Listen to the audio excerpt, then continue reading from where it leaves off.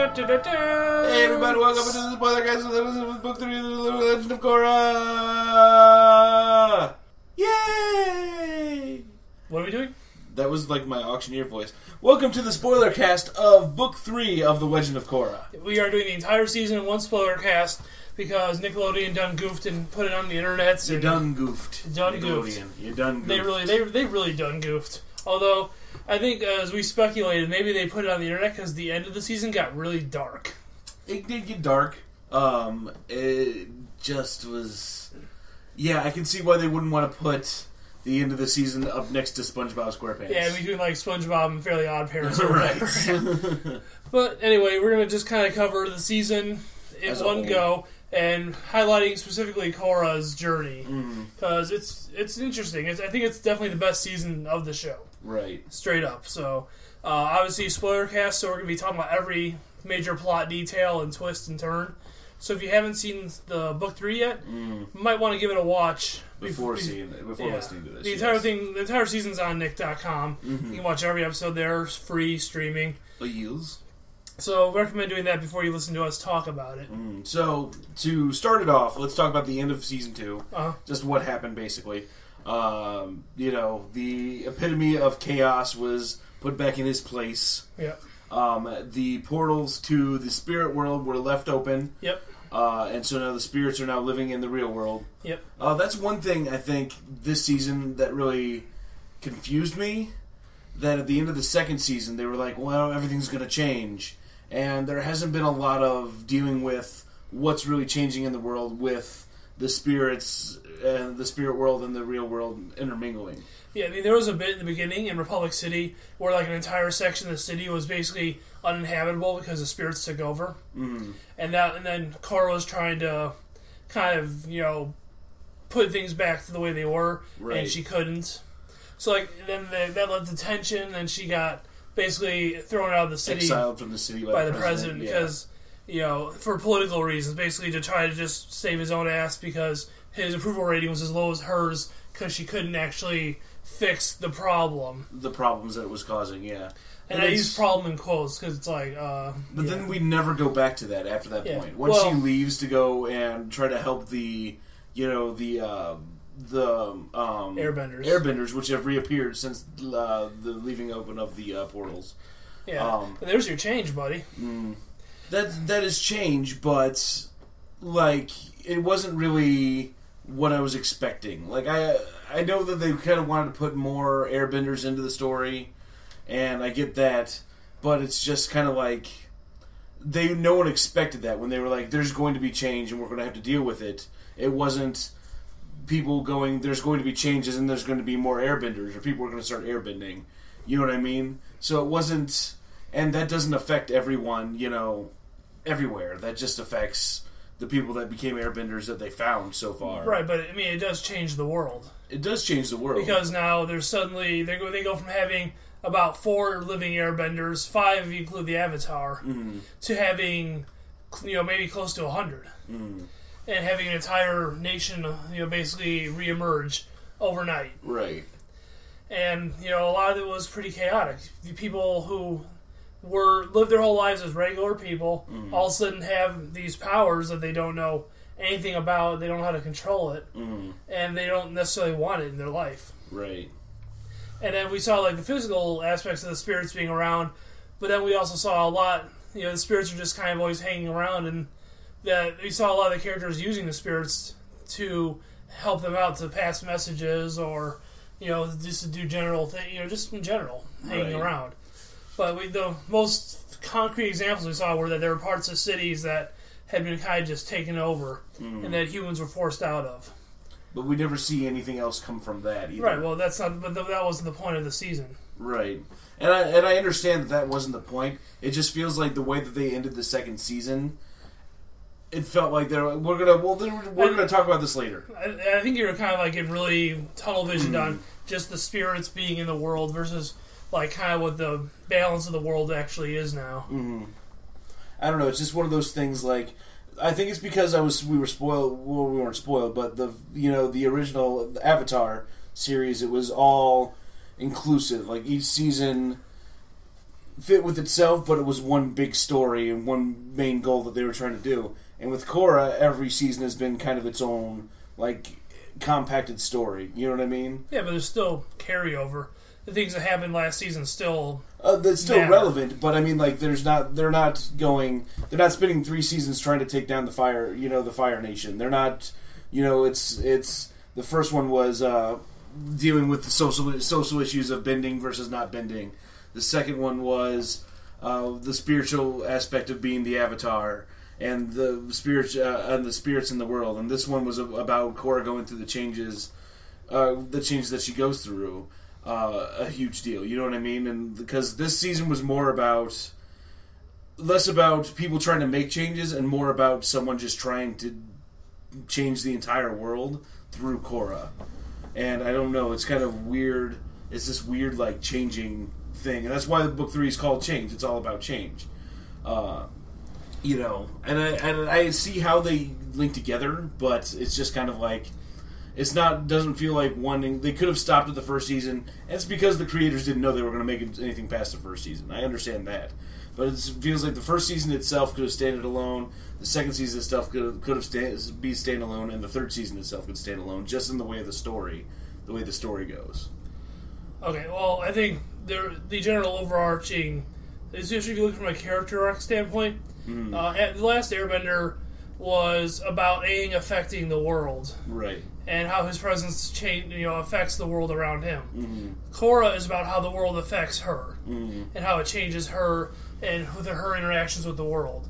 And that's the thing we've kind of seen from season to season, is that she's getting she's changing quite a bit. She's getting more kind of worn down, a little less, not even like, I guess, positive, but she's definitely becoming a bit more cynical, a bit, and things are really kind of taking their toll on her right. from a personal standpoint. And I think that's the point of the story, is showing that sometimes the world will change the Avatar more than the Avatar changes the world. Right, and I get that, and we have these characters and the changes they've gone through from like the beginning of the series to the end of this season, and I get that. It just feels if you had taken if you take the 4 people from this season, the 4 main antagonists from this season, and stretch them out over all 3 seasons. I think because we don't get a lot of time with our villains, and it's hard to build any characterization from them. Like, of these 4, the only thing we really get is I can't remember his name, the guy that Henry Rollins plays. Zahir. We get we get what he wants. We get his motivation, but we don't see how he got to that point. Like, they talk about it a little bit with him and his girlfriend. I was like, you saved me. You got me out of that, that slavery that I was going to be put into. He was going to make me into a weapon. We don't see it. They just say it, and then we move on. You know what I mean? Like, I think they could have spent a little more time with our villains to make, we didn't need to see the splitting off fighting so much as we did, as much as I would have liked to see some background on maybe who we were dealing with and what they would have been doing. You know what I mean? Like, if that makes any sense, but... Well, I mean, they explain that they're the Red Lotus, that they used to be part of the White Lotus, and they basically broke away because they felt the White Lotus lost its way. Right. That the White Lotus basically just became bodyguards for the Avatar, and kind of like they consider themselves being a separate class than everybody else, and that their interest was the balance of the world, and they considered the balance to be, the natural order, basically chaos. Right. So that's kind of what that... They're nihilists, basically. They're not nihilists. It's an ideological... They're anarchists. It's an ideological standpoint where the White Lotus was about order, strict order, and rules and regimentation. They're about anarchy and chaos and everything just kind of going by, just the natural order in general. And I mean, we got that from Zaire, but like we just all the other characters were just like, yeah, we just go along with him. Well, they're part of a unit. They were all arrested together, so we assume that they were just kind of this, rebel faction. Right, and I get that. It was just what was their purpose of being there? To show cool new things you can do with bending, and to have someone for our heroes to fight. You know what I mean? Like, there was nothing there. You know what I mean? Like I think I'm thinking along the lines of like with Zuko. We had such a journey with Zuko in the original series. But he wasn't a villain. He was at the beginning. At the beginning of the series, he was. By the end, he wasn't. No, don't get me wrong, no doubt. But we had so long for him to change and go through and find out about him and the stuff that he went through, and having to have his trial by fire in the first season and stuff like that. We had so much in-depth stuff about this character that we haven't really had that from too much from a villain in the new series. And it's not a bad thing per se. It's just kind of it stands out to me. You know what I mean? Vaguely. I mean, it's like having. It's like I don't know. I'm trying to think of. There's just no. It's like these are our antagonists. They're just there to be the people for our good guys to fight. You know what I mean? There's no character to three of them. You know what I mean? Like, I think the other three probably have combined maybe 30 lines over the entire season. You know what I mean? Like, there's just nothing there. They're just people. There's a guy that can bend lava. There's a chick without arms that turns her arms into tentacles for water bending. There's a chick that has explosion bending through fire, and then it's the leader. And that's all you've got. Like, check out the cool things they can do with bending. Now they're going to try to capture Korra. And that's all it is. You know what I mean? But I think we're supposed to look at them as a unit versus four individuals that just happen to be together. I think they could have done that better though if that's what they were going for. Right, but I think their point was that Zahir was the leader and the mouthpiece, but the rest of them were completely committed to the same ideology he was, and they were united that way. So when he spoke, he was not just speaking for himself, but when he's talking about the group, he's speaking for all of them. And I get that, but it just kind of makes it, from a logical standpoint, that makes sense. But from a character standpoint, it just kind of pushes the other people in the background. You know what I mean? If that makes any sense. If they wanted to have them go through and do all this explaining and they all do it together, well, they're all giving the same, this is our ideologies, this is what we think, this is why we think it. It makes them, okay, this is this group of people and what they want. When it's just him and everyone else just kind of standing in the background going, and smirking, they're just the people, they're his goons. You know what I mean? They're not characters. We don't get any characterization except that he can bend lava and she can bend water and she makes explosions out of her face. You know what I mean? Like, it's just, I would have liked to see them spend more time with those characters. Okay. That's all I'm really saying. But you know what I mean? It wasn't bad. It wasn't done badly. It's just that kind of, I would have liked to know more about these people. You know what I mean? We didn't get that. Okay, that's fair. They did great stuff with the other protagonists that we had this season too, though. So, like who? Mako and Bolin meeting their family. That was really cool. Yeah. Seeing Toph's kids and the stuff that they went through is really cool. There was a lot of change in Lynn, especially. Mm-hmm. We found out, why she kind of became who she was, and the fact that she had a sister that was basically very Toph-like. Mm-hmm. Toph gave their kids a ton of freedom because she never had any. Mm-hmm. And then one basically followed everything in Toph's footsteps, trying to get her approval, and the other one was just the free-spirited rebel that was extremely like Toph, but in the worst ways. Right. And so you see that they kind of this conflict that builds between them, because one's, just kind of, again, it's the order versus chaos, and it's personified in their relationship, and eventually they're able to repair it. But you find out that it was Lynn that would refuse to basically accept that the sister that she knew that constantly was aloof and basically messed up their lives a bit, had changed, and that she held to the fact that people can't change. And again, it comes back to the theme of the season that Lynn just wouldn't see it. People don't change. You might fool everybody else, but you won't fool me. You're still the same, reckless, selfish person you were when we were kids. So I like that aspect. It's tied into all the main character arcs. We saw a change even just in Mako, who was a character I've never been that fond of, but this season he kind of really finally, it felt like he became his own character instead of just constantly being in like a love triangle with Korra and Asami. And that we saw with the meeting of his family, and that he was willing to kind of be the responsible one even against his own will. Right. And we saw a change there, that his personality has become a bit less dependent. And a bit, more of an individual. Instead of somebody that kind of feels like he had no place. That he found a place and he found something he can be comfortable in. But then he had to, even that, like at the beginning of the season, he was losing himself in his police work. And, he thought that that's where he belonged, that's what he needed. And he had to change out of that, you know what I mean? Like, yeah. It took some pushing, a lot of pushing, actually, to get him to want to. Because when they were leaving the city, he's like, I'm staying here. Yeah. He's like, this is where I need to be. This is where my job is. I need to be here. And not to mention, he didn't feel comfortable traveling around with two of his ex-girlfriends. Right. Who have become pretty close friends themselves. That's super awkward. Right. And I like that they don't shy away from that. And it's constantly kind of a joke at his expense. It's just how awkward he is around them at times. Like, even when he met his grandma and introduced his grandma to the two of them, it's like, oh, why don't you date nice girls like these two? Right. It's so nice to meet you, Avatar. Actually, I'm not the Avatar. This is the Avatar. Yeah. Oh, you're two beautiful young girls. Why don't you date a girl like this? Yeah. This is awesome.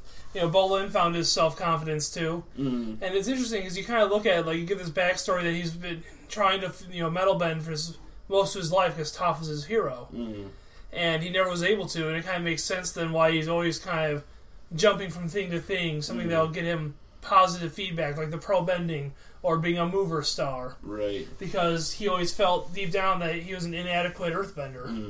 And then he finally discovers this season that he's a lava bender. Right. One of only two in known existence. And I'll be honest, I thought that they were going to throw it in the finale, that he was going to metal bend at the last moment to save someone or something, you know what I mean? It's like, right. He can finally metal bend. They've been hinting at it so long, so he's been trying. Right. And then also they do the swerve at the last second where he can lava bend. Oh, he's a lava bender. So okay, he's even more unique. So he got that change where he finally kind of found that special something about himself. And then he also has Opal now. Sue's daughter apparently likes him a lot. And we talked about it a little bit. Maybe he's a lava bender because his mother was a firebender. Right, yeah. That was our personal speculation, that because he had an earthbending father and a firebending mother, that's why he can lava bend. It's some kind of hybrid in between.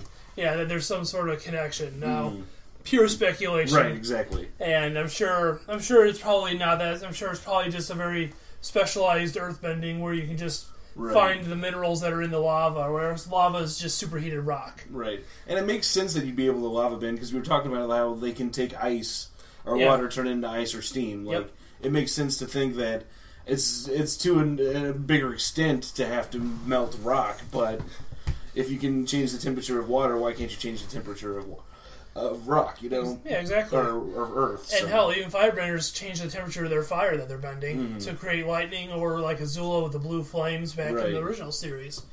So that was a nice twist. I really enjoyed that, and it kind of brought him full circle around, too. Right. Tenzin and Jinora's relationship was really interesting this season. In that Tenzin is trying to figure out now how to recruit and train airbenders that weren't born into it. Like his children, that aren't starting at very young ages. Yeah, they aren't the Avatar. They aren't his kids. These are complete strangers who just suddenly became airbenders in midlife. Not early in childhood. And he's trying to figure out how to be a leader. And he's used to leading, for his family. He's used to being like on the council of Republic City. He's not used to leading strangers and trying to rebuild the Air Nation. Like, he's got this dream vision of it. Right. And he has to kind of come to terms with what it means to actually be a leader in that sense of a whole culture. And not just being a father or being a politician. Being the Avatar son. Because none of that stuff matters when you're trying to basically take a whole group of strangers and make them into a community or a family. Right. And we see Jinora with now her spirit astral projection powers and just her general airbending ability and knowledge is basically at the point where she feels like she's her father's equal now as an airbender. She feels she's a master and deserves to be recognized as such, and he still can't see her he sees her as his kid. Well, he's never had to deal with it at that point, you know what I mean? Yeah. So I think he eventually knew the time would come, but he didn't know when that time was going to be. And it would always be sooner than he expected. Mm-hmm. You know, that's just kind of the typical your father with your daughter, your little baby girl growing up. Right. It always happens sooner than you'd like it to, or you think it would. Yeah, because we speculated that Aang was, younger than she was. Yeah, he was. And he already had his tattoos. Yeah, I mean, he had his, and he wasn't because he knew he was the Avatar, and but he already had his tattoos at like 10 because he was a prodigy. Right. And she's 13, 14, maybe 15 at this point, and she's been getting constant training her whole life too. She's the granddaughter of the Avatar, so it makes sense that she would be ready at an early age. And sure enough, by the end of the season, she does. And that's one of the cool things that she emerges as a leader during the season, too. Like, not just, another side character, but somebody that actually plans and can, lead people and do the important things. And if it weren't for her, everything would have been lost by the end of the season. Right.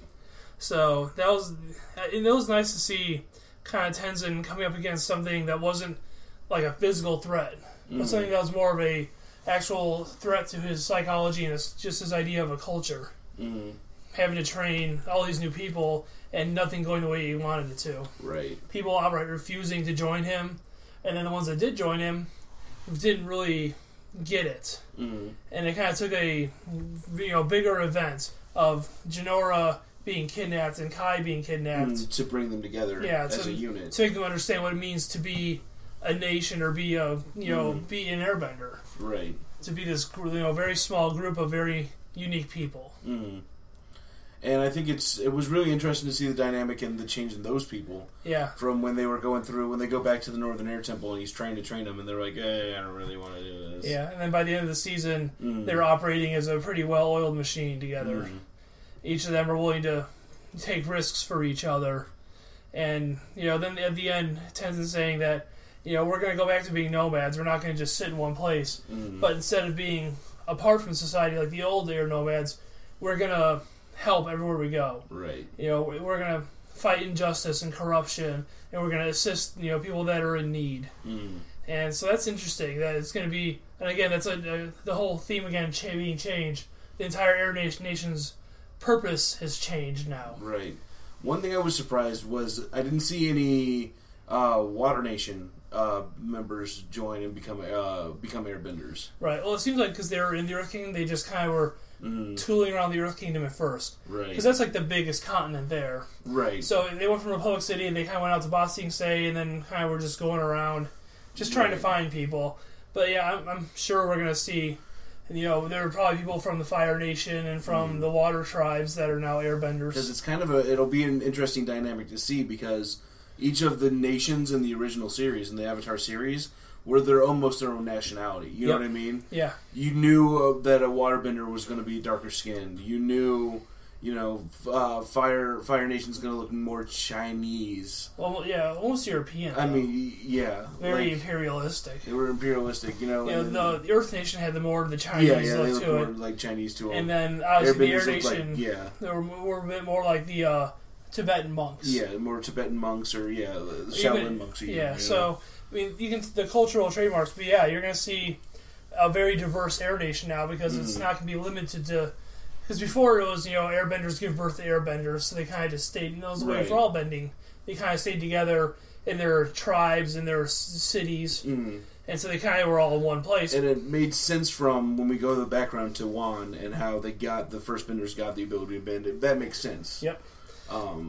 So, and it's almost like now we're going to see, like you said, we're going to have people from every nationality being part of the Air Nation. That's going to be, I think that along with Varric returns, and he said he's going to build high-speed rail, is going to form this kind of connection, interconnectedness between the world, between all the nations. And that it might actually bring about unifying the world a bit more, just like how, communications in our world have everybody kind of closer together and made the world a bit smaller. Right. Things like the internet and telephones. I know that the Earth Nation's kind of in shambles at the moment at the end of the season. Zahir, not a fan of world leaders. He likes he doesn't like the order of and structure of having queens or presidents. Right. So he kind of kills the Earth Queen. And pretty gruesome. In a very graphic manner, which is, I think we were speculating that might be why he got nicked and married, because he pulls the air out of her lungs, like airbends the air straight out of her lungs, and then makes a bubble around her, with no air in it, and we get to see very graphically her asphyxiating with like her eyes bulging and like the veins in her eyes getting bigger, and like it's fucking brutal. It is absolutely brutal. I was in complete shock the first time I saw it. I'm like, wow, this show really just does not give a fuck. They're going to show whatever they want to show, and I think that the reason why is obviously because it's that's what they're going for. The Red Lotus is going for, but I think when they took her out, they did it from a storytelling aspect to feel like, well, then now almost anyone could die. Yeah. And they do tease a lot of times later on in the season that someone could be dead. Yeah. Like when Korra's father gets thrown off the side of a cliff, and when Tenzin's getting his ass kicked by all the Red Lotus. Right. You don't know. You just don't. They're like, he's like, I'll fight until I can't anymore, and they're like, well, we can arrange that, and they basically pan off. Well, what he says, he goes, as long as I still have a breath of air in me, it's not over. And then Zahir's like, oh, really? And then they just beat the piss out of it. And you're like, no. It just pans off like around a rock so you can't see it anymore, and then it goes away, and it's like, wait, are they going to kill him? Yeah. What's going to happen? And that was the episode before the finale, so it was like, that was the cutoff. We didn't see him again until the finale, to the final episode.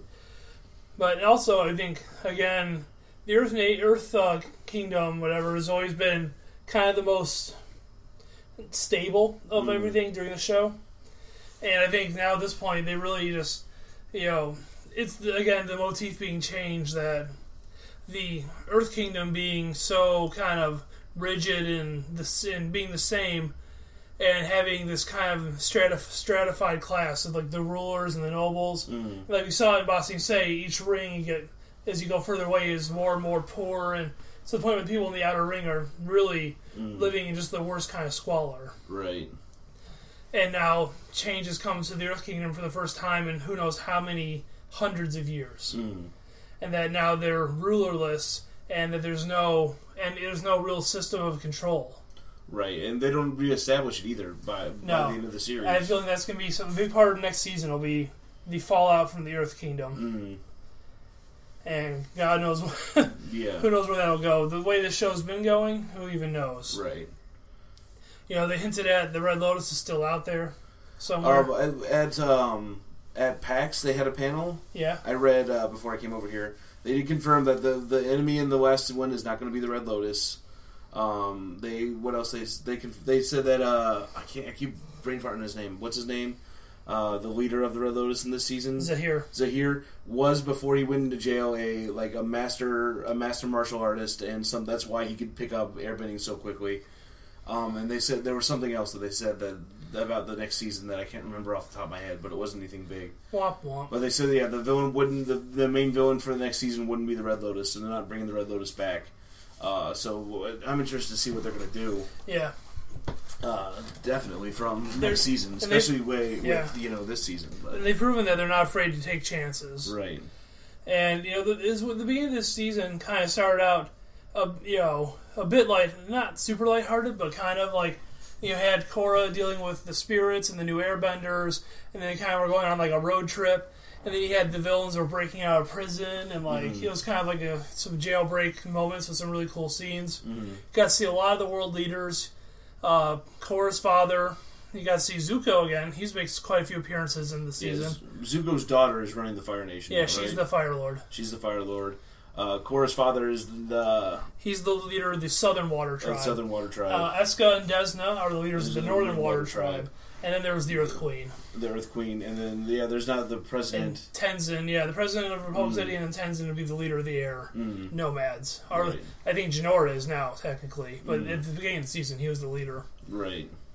And it was interesting because the whole season was really, from Korra's point of view, was a lot of setbacks. And I know that it's been kind of a common thing that she's in a learning process. But I think this season there were more setbacks versus victories than she's ever had before. And each year is really, each season, all these events have really taken a toll on her. as we kind of saw at the end of the season here, where she kind of flips out. You know, and I guess, yeah, the Red Lotus is trying to basically kidnap the Avatar because they want to kill her in the Avatar state to remove the Avatar from the world. They think it's another set of controls, and that the world doesn't need an Avatar. Right. It'd be better without. So that's been their goal. They wanted to kidnap her when she was a baby. They failed and they got thrown in jail. Now they're back, and that's kind of what they're doing. And they succeed this time around because they take the Air Nation hostage, and she chooses to turn herself in to free them. Right. You know, weighing the needs of this new nation versus her own personal needs. And again, you know, the Korra we knew back in like season 1 wouldn't be that self-sacrificing. She definitely has a level of wisdom that she didn't have before, and she's definitely growing up. Right. But what happens was they chain her up in this cave, and then they use like a metallic-based poison, like mercury almost, and just shove it into her veins to force her body to go in the Avatar state to fight it off to keep her alive. And then they're going to kill her when she's in the Avatar state. But while she's resisting going into the Avatar state, she starts hallucinating and seeing all her previous foes taunting her. And so she's like really just hallucinating all the worst things that's happened to her in her life. And then finally she goes in the Avatar state, and because the Red Lotus apparently either had never seen an Avatar in the Avatar state or just didn't do their homework, didn't realize that she'd be able to basically just completely ruin them. Even though she's chained up. That's one thing. Like when she first like, I'll turn myself over. They put her in shackles and leg shackles. They put her in platinum because you can't metal bend platinum. Right, and so they've got her like even with her wrists chained together and her ankles chained together, and then those chained together too. Yeah. She still has enough training to be able to still fight that way, which is an amazing fight scene. Yeah, her and her father are fighting together, and she's basically fighting completely cuffed together, so she's doing like, you know, fire bending out of her feet. Yeah, and air bending out of her feet, and she like will come down, like use her fists together to earth bend on the ground. I mean, it's really cool stuff. And it's a really cool fight scene. And then they turn around in the show, they've got her chained up in this place. This time they actually managed to chain her limbs completely apart, so she couldn't move them. But then like she had platinum shackles on, and platinum chains, but that they were chained to rock. Yeah, which doesn't make any sense. Like, it would have made more sense for them to, like, bind her arms behind her with platinum shackles and then bind her feet together to them to a point where she couldn't do anything. Right. You know what I mean? Like, they let her get... They assumed that she wouldn't be able to bend it. They didn't realize that when you're in the Avatar state, that your physical strength goes up as well as your bending ability. Like, they didn't realize that she'd be able to just tear the chains out of the walls. Right. And then start using the chains as weapons. Right. Like, it was one of those things that the hubris of the villain, he's like, "Wow, we finally got her," and they didn't do the research. But then it's like, as soon as she goes into the Avatar state, make sure to kill her. So they all get ready to attack her, and then she goes into the Avatar state, and he's like, "Now!" And they all have to get back in their fighting stances again. It's like, you should have been ready to do it then. Yeah. Oh, you gave her too much time. Well, in fairness, it took her like 15 to 20 minutes. Well, that's true. You can't stand at the ready for that long. That's true, but so. You know, they basically weren't ready, and then like it was taking forever, so they relaxed because they wanted to preserve their strength. And then by the time she actually fell into the Avatar state, it was too late because by then she rips out the chains and starts breathing fire on them, right? And everything goes haywire. So yeah, the thing is, but then she fights Zahir, who can fly, which I thought was interesting. I like that twist because airbending never really had that final form that we saw, like all these other ones. You know, you had metal bending and lava bending. You had lightning bending, like for water bending. You saw blood bending and healing. Yeah, so you had these alternate forms. But with airbending, there really was never an alternate. You realize that now that flying, like pure flight, not just gliding, not just using the air to assist you, but actually kind of becoming one with the air. Right. And but it requires that whole thing from like we saw with the gurus of having to leave behind your earthly attachments, open up all your chakras, and that Aang Aang could never. I almost Shyamalan it there. Aang could never do it because he couldn't let go of Katara. Right. And Zahir's the same way with Pali. But then when she's killed in a horribly gruesome manner, in a close to horribly gruesome manner, like, they imply what happens. They don't actually show it. They don't need to show it. But damn, I will say, damn. Yeah. Just FYI, Su Yin, Lin's sister, Toph's other daughter, metal bends her armor around her head when right when she lets go of combustion blast, and then you see her gongs out, boom, and you see the edges of the armor like light up, and that's it. And then you see Zahir's face. And you see Zahir turn around and go, "Okay, well that's done." Yeah, he's like, "Oh, she's fucking dead. Whoa, goddamn." Rolf from the guy from Nostalgia Critic. I watched his vlog after they watched the finale. Yeah, and he makes the point. He's like, well, I understand that the reason he can fly is because he's let go of all earthly need or earthly wants. All of his tethers. He enters the void and becomes one with the wind. Because he leaves behind all earthly pleasures and earthly wants. But isn't destroying the Avatar still an earthly want? How does that work exactly? I mean, they don't go into... It's not a huge detail and it doesn't really matter, but it's just one of those things. It's like, if he's supposed to completely detach himself from earthly needs, why does he still feel the need to stop the Avatar? I think it's the fine line between having a goal and having a desire. Like, his goal is to kill the Avatar, but he doesn't desire killing anybody. Like, he doesn't have a bloodlust or a feel like a need. It's just something... But he does have a desire to want to bring what his version of balance is back to the Earth. Right. So technically that's still a desire. But then again, it's all psychology, so he could convince himself that it's not a desire, it's just a purpose. It's something... Right. It's just something he has to do. I think that he doesn't look at it as a desire. He looks at it as not even a necessity. Like, this is the way the world is supposed to be. Yeah. I'm just putting the world back to how it's supposed to be. Yeah. So I think it's one of those things that when you get really into that philosophical stuff, that to him it's not a desire. It's almost the same as like eating and breathing. It's just a necessity. And so I think maybe that's where that comes from. But again, I think it's all relative. It doesn't. Yeah. I think we might be reading too much into it. I think killing Korra isn't necessarily keeping him bound to the earth in any way. At least not as much as like your lover would. So yeah, it's kind of a gray area. And it's a fair point, but I think you can make the argument that he views it not as it's not something he's doing for himself. It's not a selfish desire or thing he needs to do. It's something he's just accomplishing for the benefit of the world. Right. I think he views a distinction there, maybe. So, but we don't get a lot of time with that anyway. We don't hear him talk about. I can't remember the guru's name. The airbending guru. Guru Lahima. Guru Lahima. We hear him talking about him a little bit, but we don't get a lot of it. He talks about him from the very first time he appears. Like his first scene, when he's in prison, he asks them if they've read the works of Guru Lahima. So it's clearly he was studying Guru Lahima before he became an airbender, before the portals opened and he got the power of airbending. Right. So, I mean, it's something that's been on his mind.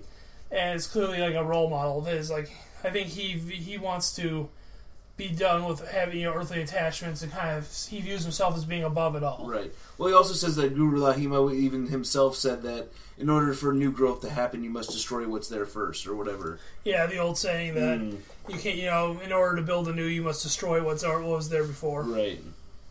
And so, that fits perfectly into his character philosophy. So, yeah, you know what I mean? Like, it makes sense. So, yeah, but it's interesting. Getting back to the finale with Korra's fighting Zahir. He's flying. She's using her firebending to create rockets, and they're having this huge epic battle. And right when it appears she's about to get the upper hand, she starts to lose her strength because she's trying to fight off this poison, and then also do all this crazy bending at the same time. And eventually, she gets weakened and to the point where she's in constant pain. She can't focus, but she's still trying to fight. And if it wasn't for Jinora and the other airbenders, she would have died. Right. They saved her by unifying all their bending to create a giant cyclone to pull Zahir in because he's trying to fly away with Korra. Right. And then Korra's able to come to her senses long enough to basically use her metal bending to wrap the shackles around him, and then just... Actually, she probably didn't use metal bending. She probably just gave a good old throw and then tugged him. They don't say that the chains were made of platinum. They never say that. So it is possible she bent the chains. I'm assuming just the shackles were. I'm assuming, though, that the chains and the shackles were. You would think so, yeah. But, yeah... And it was cool seeing Jinora. She astral projected to see Korra being, tortured, to see her being poisoned. And she was being tortured. Like, no bones about it. She was poisoned, and then she was just being, at that point, it was just all torture for her. And so she's able to, and then she comes with a plan to free everybody, get the keys, and then, like, she's really the person that, really frees everybody. And then she also has the wherewithal, after the fight with Zahir, to know that Korra was poisoned by a metallic fluid, and that one of the metal benders present has to get it out of her to save her. And they do, eventually. But you see this toll it's taken, because they kind of flash forward 2 weeks to Jinora's tattoo ceremony, her ceremony being named a master, and you see Korra sitting there in a wheelchair, her eyes are like all dark underneath, and she's so weak she can't even dress herself. Asami's having to dress her for this event. Right. And she's very kind of introverted now. Like, she isn't her usual outgoing self. She's not very talkative. She looks kind of, like almost like she's just lost in thought constantly, like staring into the distance. And there's that final scene when Tenzin says, "Oh, we're going to dedicate ourselves to you, doing everything in your name, in your image." And then there's that, like, single tear where it's like, I don't know, I'm speculating maybe she's feeling like that she's not even needed anymore. Yeah, they leave on this, like, grim, like, they leave on, the last thing you see is her face, and she's not smiling, she's not frowning, she's not, like, openly weeping. Yeah. But it's just, she's just kind of sitting there. It's just and then, like, a single tear drops from one of her eyes. And it leaves you in that whole, because there's so much, it could mean so many different things. Like, I was talking to Ben. Ben's like, well, I think that she's happy. I think she's happy that the Air Nation is coming back. It's something that she sacrificed herself in her own will to make this happen. Right. And it's like, well, it can also be, it's not a tear of joy, it's a tear of sadness because she feels like she's never going to be what she was before. Yeah, and that's kind of how I read it, was that she's given up so much over these 3 seasons, and that I think she feels that now, after this last fight, she's lost something that she can never get back. That she's never going to be the full-powered Avatar again. She's afraid she might never get back to that level where she can defend the world. And but it's also showing, like, is the world going to need defending? Right. And that's part of it too. With what's happening in the Earth Kingdom, that's probably absolutely. But I think the more crucial thing, when you look at her entire life has basically been defined by being the Avatar. Aang ran away from that responsibility, but she embraced it. From a very early age, she was all gung-ho, I'm the Avatar, deal with it. Right. And now, if that's taken from her, if she, now she doesn't know she can even be the Avatar, or maybe she doesn't want to be the Avatar anymore, because it's just been nothing but struggles and beatdowns and torture, and it's taken this, very kind of bright-eyed, outgoing, very positive girl, and now she's become kind of this introverted, damaged woman. And, it might just be too much for her to bear. It's just one of those, in the world that they live in, there are options, you know what I mean? But we don't know. We're not going to see anything, you know what I mean? Like, even Toph, they're like, I haven't seen my mother in 7 years. She left to go find enlightenment, and no one's seen her. Yep. But, obviously they have enough communication between nations that they should probably at least know where she is, you know what I mean? Like, with respect to the world.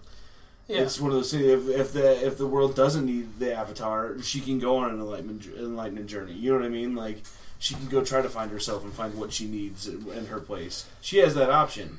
But the way they ended it, kind of, we don't know what she's thinking. We don't know where, so the beginning of the next season could start off completely different. She's in the middle of nowhere by herself, you know what I mean? Trying to find herself. We don't know how it's going to go. Yeah. And it's one of those, and it's just, you showed me that GIF, I found it online before you showed it to me, but like the first time you see her, like, happy and smiling, and it morphs into that final scene where she's just sitting in the wheelchair crying. Yeah. And it's like, she has changed a lot since the beginning of the Legend of Korra series. Yeah, I don't think Aang ever experienced a level of despair or just being beaten down like she has. You know, for him, he ran from his responsibilities. He was frozen in ice, which for him it was like, you know, he didn't realize time had passed. Right. And then he awakes to a world that spent 100 years without the Avatar. Right. And how things have changed. Then he went about bringing the world back into balance. But he was always very proactive. He was always on the offense, you know, trying to affect change. Right. And it was more of a positive hero's journey. Korra has not been that way at all. She came into the world all ready to be the Avatar, ready to do what she had to do. And then everywhere she went, people told her they didn't need her, they didn't want her, they hated her. Right, and just, especially first season. Yeah, just beat her ass down. You know, the Equalists beat her ass down, and took her bending. You know, and then second season, she's dealing with, you know, a traitorous family member that's trying to basically rip the part of her that makes her the Avatar out and then plunge the world into darkness and basically make it so that she never existed at all. Right. And then this season you have a group of people that want to get rid of her because they feel like she's in the way of the world progressing. And they're willing to torture her and humiliate her to do that. It's just... It'll be interesting to see where she starts off next season. Yeah. And what that's going to mean for everyone else. Are we going to see the maybe heroes come back? It's, you know, it's possible that she was crying tears of joy because she feels like for the first time that the weight of the world doesn't depend on her. There's other people out there that will help fight the good fight, which would leave her up to just going and traveling and trying to find herself or find enlightenment. You know what I mean? Like, yeah. And you know, like when she finally gets her strength back, she can be like, well, I don't need to be here anymore, you know, like, and I know Ba Sing Se definitely needs rebuilding, and that's going to be interesting to see how that goes, if they're going to fast forward between seasons, or if they're going to pick up right where the last one left off. Well, we're not going to have to wait long. They've already announced that they're going to release all of Book 4 at once, like, you know, Netflix style, in late January, early February. That's not that bad. So it's already almost done. Like, they were well into production when 3 started airing. Right. So we're going to get the last book here before the end of February. So, I mean, I guess my speculation for the Earth Kingdom is that it's going to split up into a bunch of tiny, like, kind of city-states almost, like how Greece was. And, like, you'll have, like, Ba Sing Se in the surrounding areas, its own city-state. Like, Omashu will become, like, its own little kind of region. You have, like, Republic City will probably expand its influence to pick up more places that want to be under its sphere of influence. Maybe some of the former fire colonies will kind of band together into one. I think what you're going to happen is that the world's going to be a lot more complex, but also a lot more... The people that are going to be living in areas that are more responsive to their needs versus living in a massive kingdom where the ruler is so far separated from the regular people that there's just no... There's not. They wouldn't recognize each other at all as being part of the same, country. Right. I'm just really interested to see what happens to Ba Sing Se itself. Yeah. Because it's basically they leave it. They never say anything else after it. But when they last leave it, it's just an anarchy. Yep. Looting and fucking pillaging and everything that comes with it. It's. I'm interested to see when they come back if they do jump forward in time too. Is Ba Sing Se just a husk? Is it just people living there, out of necessity because that's where the stuff is at, or what, exactly what's going to happen? Did someone rise up and create order in the chaos? Are they going to rebuild the walls, or are they just going to bring them all down? Yeah, and even if they do bring the walls down, it's still that place is massive. Yeah, and you even said like the outer ring stretched all the way to the wall, whereas in Avatar it didn't. Like there was still farmland. Yeah, there was a lot of fields and farms. Like the outer ring was almost all fields and farms, and very it was closer to the second wall that there was actually like the city. But now it stretches all the way out to the wall and beyond. Yeah, that's a lot of people. Yep. To put in one area to have them be like, well, your leader's dead. We're going to loot and pillage until we can't loot and pillage anymore. Yeah, not a lot of people are going to want to leave the city. That's where their home still is. You know what I mean? Like, yeah. And I feel like the people are going to still be there, and I feel like almost someone is going to have to raise up and start leading. You know what I mean? Or a group of people is going to have to raise up and start leading. Yep. And I'm really interested to see what that's going to be, or if it is just going to be a husk, like people are just living here because there's places to live. Right. So that's what I'm really interested to see. It'll probably be a combination of both. Mm. There will probably be a group of people trying to maintain order and peace, and then there'll be, people squatting in slums, and right. It'll become a very complicated place. Well, because like anyone with money fucking fled the city. Oh yeah. You know what I mean? Like they took what they could and they left. Yep. Or did what they could to try to leave. You know what I mean? Like. Yeah. So it's going to be pretty much all slums. It could be like almost like in Detroit, where most of the city is just completely abandoned and neglected and decaying. Right. And there's a few pockets of life here and there. Right. Of people still who are still trying to eke out a living, mostly just out of pride that they aren't going to run away from this problem. Yeah, but what are you expecting, or what are you wanting out of the next season? I really want to see what how Korra's story is going to wrap up. Like, what's going to be the end of her story? Right. Because right now it's the bleakest it's been in any Avatar series. Right. Even when Aang was defeated by Azula and had to be taken, had to flee, it was never this bleak because he still had his friends around him, and he was like they were still in the same situation, no matter Yeah, he came close to dying, but it wasn't the fate of the world. In that very moment. And he kind of had that, he had that struggle in the beginning of Season 3 of trying to assert his identity again and having to be patient. And but for Korra, it's different. I think it's going to be people are going to expect her to bounce back faster than she's ready to. I'm wondering if she's not going to be a little gun shy, if she's not going to have a lot of reservations about being herself again. Well, that's why I'm interested to see if they're going to take it over right from where it left off, or if they're going to flash forward. I feel they'll probably go into sometime in the future. In the future, yeah. Because the way they ended, it feels to me like she doesn't know what to be anymore, what to do anymore. Yeah, and she's going to be lost. She does look completely lost. And whether it's because she doesn't have the confidence or just doesn't have the physical ability to be herself anymore. And obviously, her personality and her mind have changed. She doesn't think the way she used to think.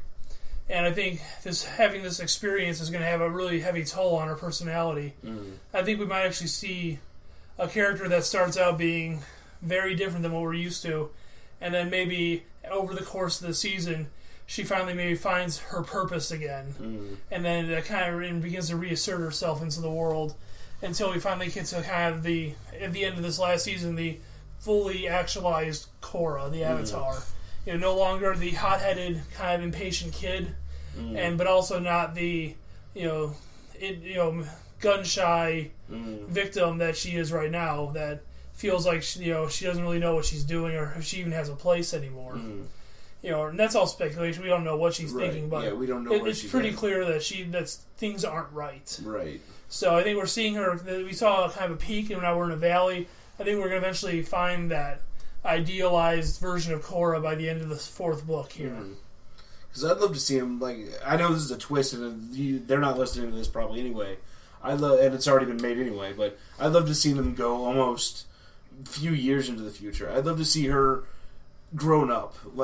She had to re-find herself, and, she's lost her innocence, but she's still in that state where it's hard to say that she has, because she still looks and she's been acted like she did in the beginning of the series. I'd like to see them fast forward her a little bit into adulthood. You know what I mean? It'll be really fascinating. Is if they go, like you said, they go ahead maybe 5-10 years, and we find out that she basically, after what happened with Zahir and the Red Lotus, refused to be the Avatar and kind of just not ran away, but well, even going on a journey to find enlightenment, like Toph, you know what I mean? Sorry, I'm cutting you off.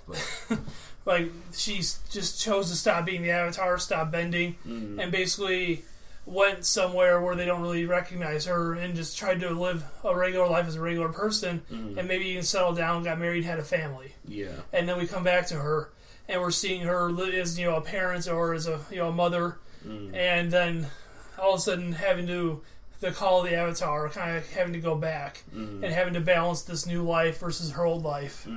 That her family maybe isn't even aware that she's actually Avatar Korra. She's living under an assumed identity. Right. Cut her hair, did all kinds of who knows what. Right. That would be cool. I mean, I think you could come back to these characters and be like, oh, Bolin and Opal got married, and you know what I mean? Yeah. And, like, bring this whole, like, thing back together and bring the group back together. I think it'd be a cool dynamic. Well, the thing is, we've never seen in any of the Avatar shows the Avatar as a parent or as a member of a family, really. And obviously they did flashbacks with Aang, that when he was alive, but we didn't see him raising his kids. We've heard about it from the kids talking about what it was like being raised by the Avatar. And that Tenzin kind of got the lion's share of the attention. So I'd like to see maybe them incorporate that story and that level of maturity into who this character is, and then all of a sudden there's more to balance than just the powers of the world. That there's actually things in her life that maybe are more important to her than what's going on in the Earth Kingdom right now. Right. So that'd be really fascinating, and they don't necessarily need to have her be a mother to do that, but I think that'd be something they haven't explored on the show yet. It'd be cool to see them, even if if she wasn't a mother, even if she just went off and lived a different life for a while somewhere else. Like maybe she didn't get married because they want to keep that love triangle thing going. I'm sure. I think it's over now. You think it's completely over? I think it's done. Yeah, I think this season. You think Mako's not going to make a choice between the two of them? I don't think either of them want to be with him. I think they made that pretty clear this season that both Korra and Asami are not interested in Mako anymore, and that they're more interested in just being friends. Just the way that the things progressed, because Mako was awkward and they were kind of teasing about it, but then by the end of it, they were able to kind of just embrace each other as friends, and there weren't any more ulterior motives going on. So, I don't know. I kind of feel like this is the last season of Korra. They'll wrap that up completely, even if it's neither of them want. I think it's already been. I think that's been wrapped up now. Well, I mean, like they'll drive it home. Mako will get another girlfriend that we don't know anything about. You know what I mean? Like, or maybe he won't date. Maybe he won't date anybody. Maybe he'll be like Lin. He just he's just not right for relationships. I don't know. Well, time will tell. Come next year, so yeah. But I think that the next season I'm really intrigued to watch the first episode of the next season, more so than I was of watching this season. Like at the end of the second book 2, like I wasn't like, oh, what's going to happen, and I need to know what's going on at the beginning of the next season. You know what I mean? Like it just was like, okay, Korra's back. All right, cool. Yeah. This one's got me going, oh god, I want to know what's going to happen. Yeah, this was definitely the best season of Korra. And I'd put it up there with the best season of Avatar. Definitely the best this season. Oh yeah, this was entirely Studio Mirror this entire season. They said, Studio Mirror is going to be doing next season completely as well. So yeah, it was incredible. The fight scenes as always, just the choreography is just amazing in this show. Just the innovation and how they get so clever with the way they do these fights with all these elements, and there's never two fights that are the same. Right. You never see recycled footage or repeated maneuvers. Everything's always changing because people adapt to each other and the bending. They use bending in completely different ways. We saw Mako took out the waterbender girl by luring her into a giant body of water and then using lightning, because knowing that those water arms she makes herself touch her body. With a regular waterbender, that would never work because the water is usually not touching them. Right. With her, though, he could electrocute the water source and then get her with it. It was really clever. The way they took out the combustion bender was really clever and graphic. It's one of those, like, I almost forgot that Mako could lightning bend. Yeah, because first season he was working at the power plant. Right. Literally just lightning bending. Right into a generator, yeah. And I like the idea that it's become so commonplace that it's boring like that. And enough people can do it, yeah. And that's the only time you really see him do it, like in the entire series. Like like I said, I almost completely forgot he could do it. Like, and I should have, like, if they had kept it prominent that he could, that fight would have been like, yeah, well, we know how this is going to end. You know what I mean? The fact that he didn't, because it was just something he just really didn't use for whatever reason in his normal fight style. And again, lightning is something you can't just randomly it's probably shoot something around. that, took him a lot of concentration. Well, and you got to be really careful when you use it. You got to really pick your spots, because if you're just firing it willy-nilly, you can electrocute yourself. You're probably going to end up having collateral damage or hurting yourself more than your opponent. Right. So I really dug that. The fights were great. The music is always amazing. The voice acting was really great. A lot of really cool people they brought in this year. Like we talked about, Henry Rollins came in to do Zahir. Su Yin was voiced by Anne Heche, which was a really nice addition to the cast. I thought she did a really great job. Really, she's able to convey something in her voice that makes Su Yin feel both very maternal but also very rebellious. Like, she's full of attitude, but she's also clearly a very maternal figure. You know, with her, like, 6 kids, you know. Right. And each one, like, being completely interesting and unique. And that was fun, too. They introduced this entire family, and you got the family almost immediately. You understood each character and who they were and their personalities the first time you met them. I thought that was really well done. We didn't really talk about it, but the Truth Seer guy was interesting, too. Oh, Highway? Yeah, Highway, yeah.